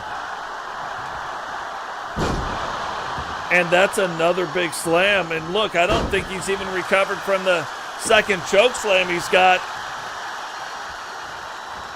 Could Digital be looking to end this quick? Oh, huge shotgun kick right to the jaw. Hogan leg drop. Thought he was going to go for the pin right there, but no, just delivering the pain. And again, this is where Digital Dogs absolutely shines. You put Digital Dogs in the cage, and I don't know if he can be beat. That's a huge right hand. Digital thought he was going to go down and then just stood there watching him. And he didn't go down, and he's probably as shocked as anybody. Frankie Two Fingers sitting here watching it, shocked himself. Digital trying to tie the TCW record for most title defenses, and he does, defending the Universal Hardcore Championship a record 5 times. Here is your winner, and still the Universal Hardcore Champion, the Destroyer, Dino Dog. Digital Dogs putting the old umph right there on the end of it, ties the TCW record for longest title reign with the hardcore title. It almost seems like Digital should fight Rated R2K next to give R2K a chance to stop Digital Dogs from breaking his record. We typically do that. Is it going to be possible? Is Rated R2K, and I believe he is he on the Meltdown brand? So we could see that match as soon as Monday Night Meltdown. A few things to get through first, but we could be seeing that match coming up. Now, final 2, it's like a double main event. The Women's Universal World Championship on the line will be going up against Miss Nightmare. Digital, though, bringing the Meltdown brand back 4-3. Witcher having a chance to tie it up right here. Scheduled for one fall, and is for the Universal Women's World Championship. Guys, make sure we drop like, subscribe, do the things, share the video. Probably the most important thing we can do here tonight. Get out, share the video, let everybody know what's going on right here, right now. Miss Nightmare, though, representing the Outbreak brand, has a chance to not only win the Women's Universal Championship, but also has a chance to bring home the win for the Meltdown brand. If Witcher can win the match here tonight, if Witcher can tie up or defend her title belt, that will tie. And it will come down to the main event. It will come down to Sentinel versus Recon Delta to see not only who wins the episode, but who comes back with the Men's Universal Championship as well. Brand new Faces of Fear logo. Absolutely unique. Won't find it anywhere else.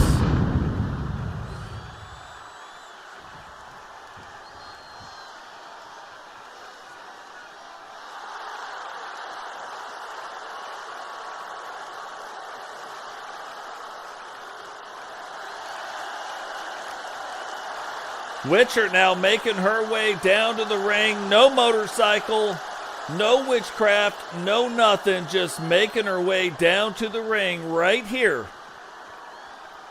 Getting ready to put that TCW Women's Universal Championship belt on the line.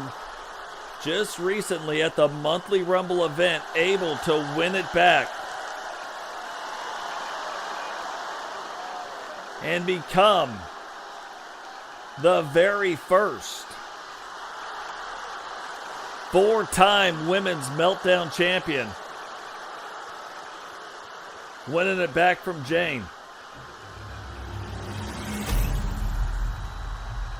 Jane and Ozzy, the only 2-time women's champions, but typically Witcher doesn't have a lot of success while holding the title. Will she start to change that here tonight? The challenger from your darkest fears, Miss Nightmare.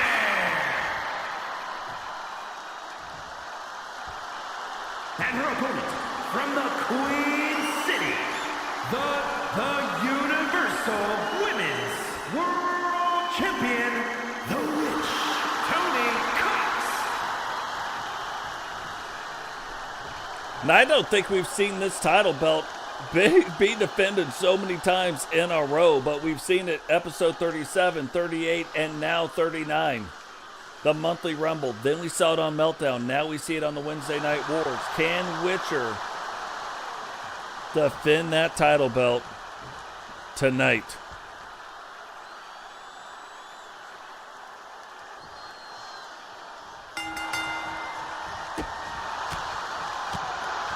And it's not like the first time we've seen these two go at it.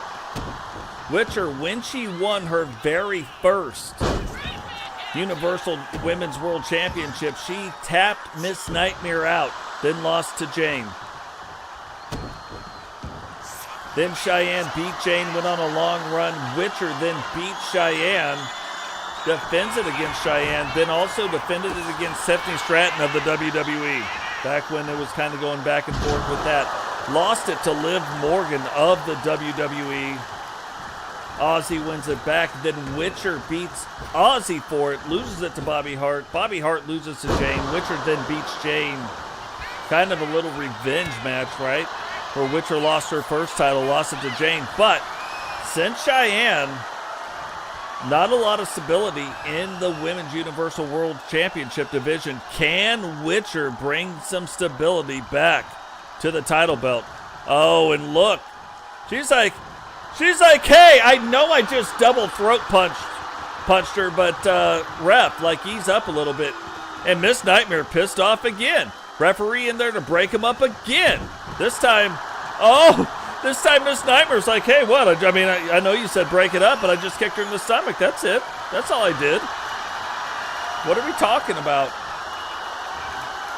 So you can see both these women. Yeah, look, if you're on the Meltdown brand, Witcher represents the Meltdown brand.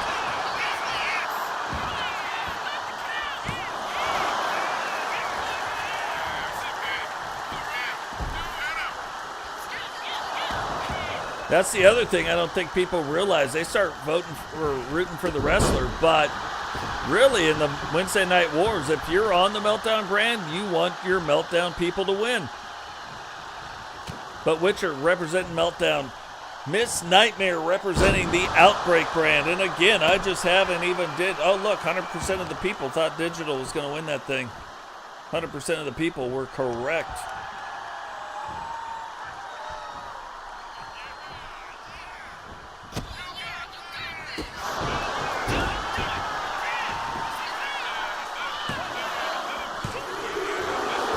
Oh, that was a quick 2 count. Like, I didn't even think we were going to get that far. By the time I get this poll up, Witcher's trying to end this thing.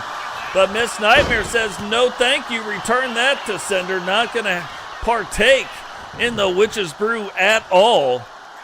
And starts to slow things back down, going back after the base of Witcher. And we've seen this kind of strategy work before on Witcher. Will it pay off, though, tonight? Witcher letting it fly. Like, at the end of the day, yeah, there's times where she uses some mystical powers. There's times she does this. But you got to remember, she really comes from, her background is the bar. Bar fights, biker type stuff. Used to be the leader of the bikers. Long story. Go back, watch somewhere around season 2, season 3. Check that out. Miss Nightmare now trying to hook the leg, get some stuff, gets a 2 count in on her. And Miss Nightmare, you got to watch out. We talk about it. You better not cry. You better not pout.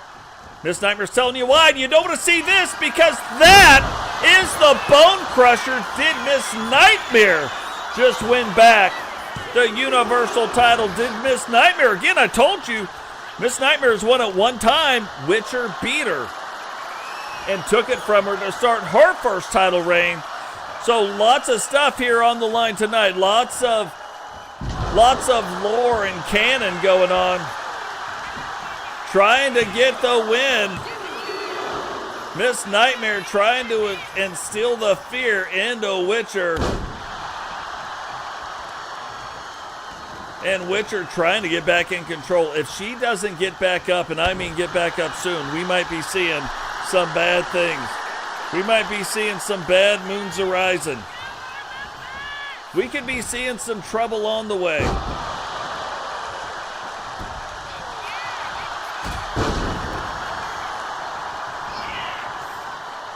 Witcher, though, now crawling over into the corner, fighting her way back up to her feet. Can this be what she needs? No! Went after her, and look, Miss Nightmare all of a sudden just appears to be one step ahead. And that's a big slam. How do you even kick out of that? 1, 2. Well, that's how you do it. You just do it. You're like, hey, oh, I'm being pinned. Let me go ahead and get a quick kick out. And again, you don't get up. Like you wouldn't get up from 2 Witches Brews. You don't get up from 2 Bone Crushers. 2, 3, and Miss Nightmare exacts her revenge on Witcher, winning the Universal World title for the 2nd time. And here is your winner, and new, the Universal Women's World Champion, Miss Nightmare. And bringing home the win for the Outbreak brand.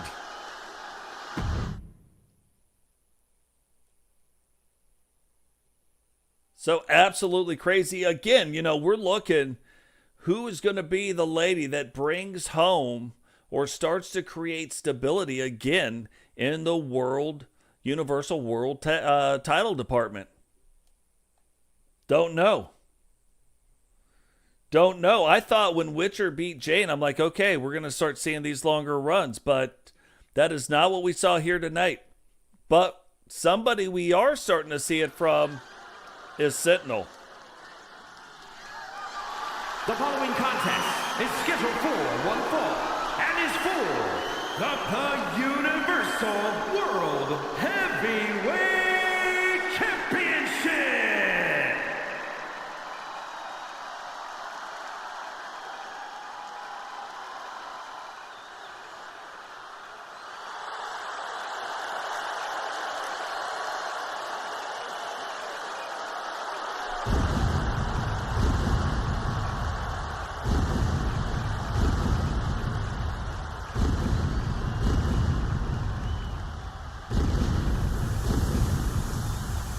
So just look at the state of this.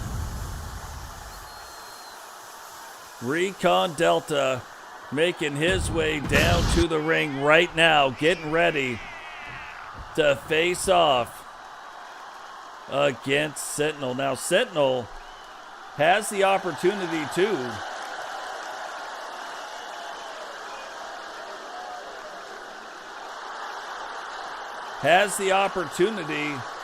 to pick up his 4th win here tonight, which he's already gone longer than any other TCW wrestler, not longer than a WWE wrestler. We've seen Sting at 3, we've seen Roman Reigns at 4, Bret Hart at 4, Steve Austin at 3, Chris Jericho at 2, Robbo at 2. Sentinel already holds the longest record for a TCW wrestler at 3 title defenses. But can he reach that pinnacle where things really start to matter, that 4th title defense? Can he find a way to win here tonight and then defend it a 5th time and then be the sole owner of the record, really kind of taking it back from the WWE, where the WWE was the ones that had that longevity, that were making it where you had the longevity. Can Sentinel do it here tonight?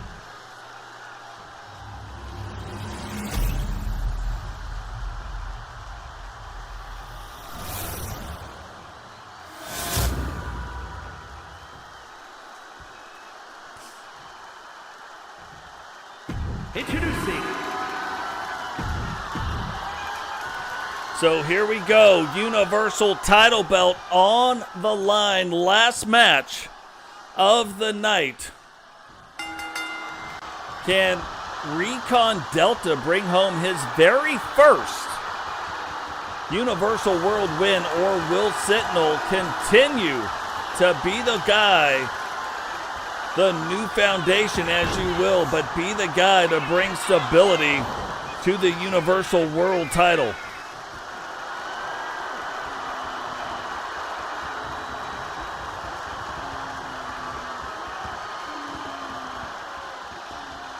Referee getting in, breaking it up, and look, both these guys, you didn't see it in the women's title match. You saw them both. A lot of dirty breaks, you know what I mean? Witcher having some dirty breaks, Miss Nightmare having some dirty breaks. You're seeing a lot more respect between these two wrestlers right here. Both guys really wanting to get her done and get her done right.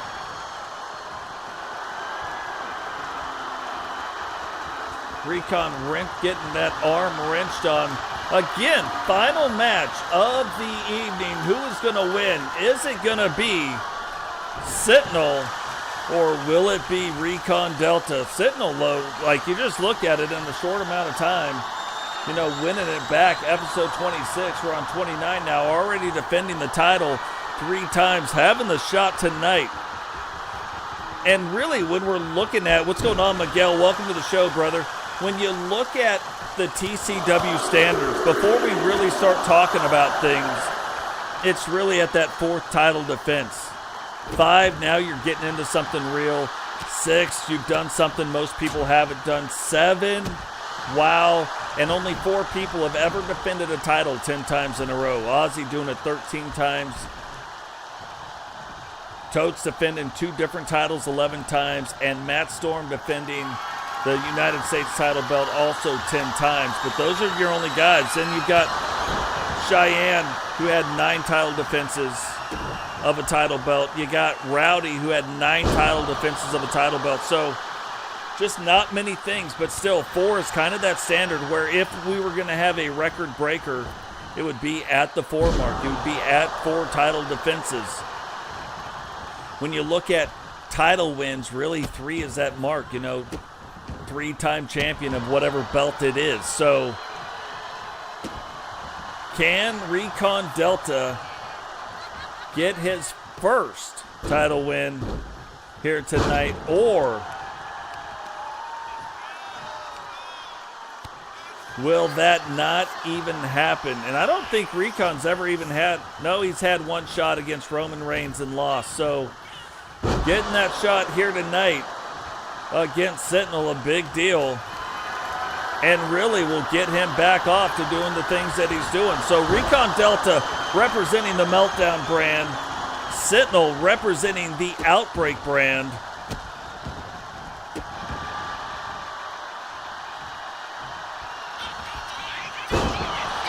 And you're not going to win a whole bunch when you get slammed down like that, and when you get punched like that, and already splitting Recon Delta wide open. But this is why you start looking kind of at your Legend of Sentinel, multiple time world champion. You got Totes, who's done it the most, then you got, and that's only at 6 times at the world title level. Then you got Rowdy, who's done it 5 times, 4 times with the Meltdown title. And then you got Sentinel, who this is his 4th title run. So not a lot of multiple-time world champions. You know, you look over on the women's side and you got Ozzy, 10-time world champion, and also had quite a few really good runs. You got Witcher, the 2nd of, whether it's the men or the women, a 10-time world champion. Look on the men's side, you don't got that. Again, Totes the most, right? At 6, so they've got a long way to go even to get there. And there's positives and negatives with that. Recon Delta now on the outside of the ring. And it looked like Sentinel had him set up pretty good. Sentinel using the referee to slow himself down. Recon now, and remember, Recon's got that finishing move called the Delta variant where he could get up on you and end your night with a quickness. One punch away, really like Roman Reigns-esque. But that is Sentinel's crossing 2. And I thought that was going to be it right there. Almost the end of Recon's night, and almost the end of it with a quickness.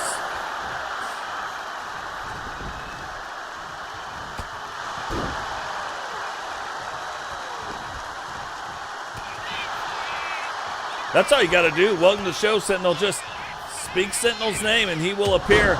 Huge punch right there. Is that going to be it? Or can Sentinel kick out of that? 1, 2. And he does kick out of it. Oh, look at this. Sentinel beyond pissed off right now. I wouldn't want to be rowdy in this situation.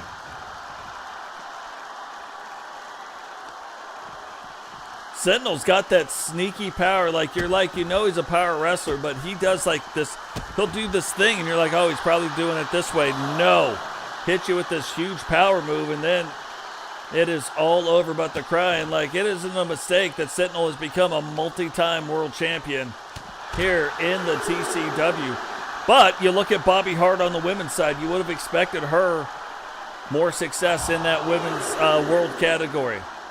And it's kind of the same for Recon Delta. You would have almost expected Recon. He had some early success. Then he faltered. Then Totes kind of got him back on. They tagged up for a little bit.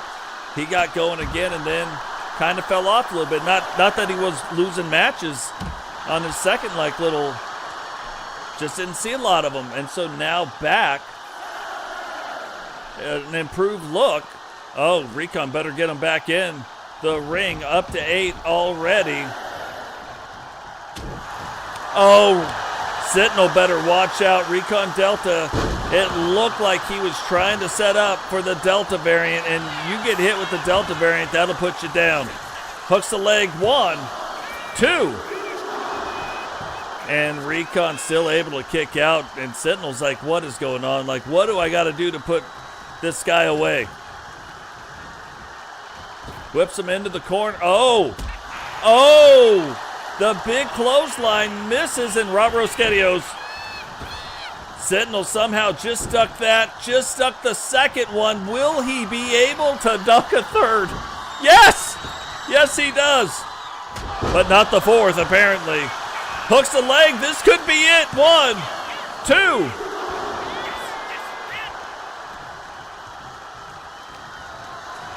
And Rotro Shaggy.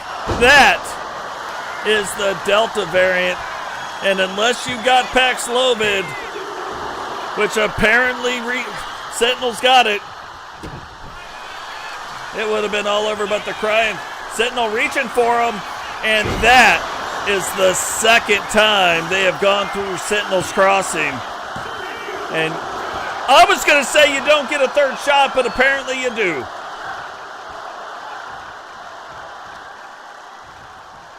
Both of these guys really, Sentinel wanted to stabilize the men's thing, the men's world championship. Recon Delta wanting to get it around his waist for the first time in 7 seasons. And Sentinel, look, what is this business? What kind of business is he running there? Oh, you didn't know? Delta variant again, too. How did he kick out of that? Both guys swinging. Recon just a little bit quicker right. Oh, what is this? What is this? It looks like he's down there handling the peaches, you know what I mean? Like he's down there doing some things. And see, Sentinel knows he's got to get back to his feet or Recon is going to put the pin on him. Gets back up, though, somehow, some way. Recon just getting after him. And look, both these guys, you can see right now, both getting very frustrated in this match. Both of them thought they should have won it by now. Hooks the leg. 1, 2. And look, they're not even kicking out by much anymore. I don't even think they got a lot of kick out left in them. And Recon wisely going after the legs. Like, you want to take the kick out of somebody, get after the legs. Wrenching on the neck of Sentinel. And this is going to come down to who makes the mistake. Going. Huge slam. Double underhook. Oh, that is a champion move if I've ever seen one. Sentinel, knowing he was in trouble, rolls out of the ring, backs him up, picks him up, sneaky pin. 1, 2. 1, 2, 3, and Recon Delta wins the Universal World Championship. Here is your winner, and new, the Universal World Heavyweight Champion, Recto Dalton. Man, if that isn't a 5-star match, I don't know what is.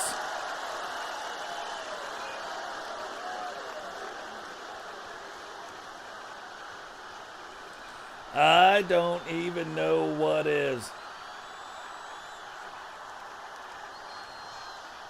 They say 4, I think they lied. But guys, that is going to do it for us here at the Totes and Goats Wrestling Network. No bonus footage here tonight. But remember, when you guys are out there in the world doing your thing, become leaders in your community. Just because somebody acts a certain way towards you does not mean that you got to act that way towards them. Be the leader. They may need to see a better way. They may need to see a different way. They may need to get punched in the mouth. You make that the call. But just understand, sometimes people need to see some kindness. But guys, that's going to do it for us here. To all of you out there, we will catch all of you in the next one. Peace.